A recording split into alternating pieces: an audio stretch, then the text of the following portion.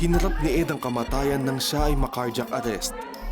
Sa agarang pagkilos ng doktor, himalang nabuhay siya.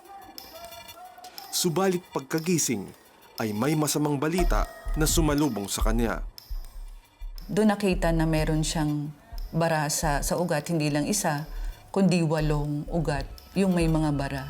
That's why sinabi ng doktor na kailangan magkaroon ng immediate intervention.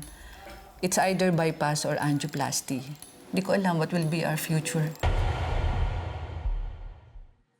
Himalang natanggal ang bara ni Ed sa pamamagitan ng gamot at angioplasty. Pero pagkatapos ng operasyon, nagkaroon ng komplikasyon si Ed sa kanyang baga. But then they found out na meron siyang pneumonia. Sabi ko, Lord, yung pinagdaanan niya noong mga unang oras, nandyan ka. Alam ko, Panginoon, na this time, nandyan ka pa rin sa amin.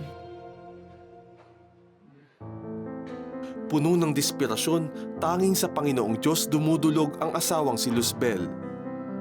Kasi kahit naman hindi pa nangyayari ito sa husband ko, every now and then tumatawag kami dyan sa 700 Club Prayer Center. And very accommodating, talagang yun yung peace na alam mo na yung asawa mo nakaratay.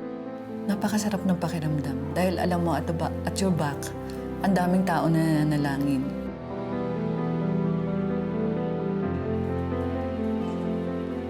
Bagamat nakaramdam ng kagaanan, naghuhumiyaw pa rin ang katotohanan.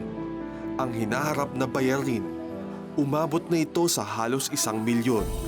Muling nagsumamo si Luzbel sa Panginoon. Takot, Lord, saan kami kukuha? Even yung the amount na kakailanganin niya. But then I trust God during that time.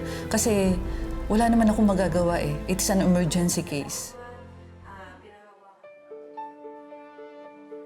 Katugunan sa panalangin ang naranasan ni Ellen.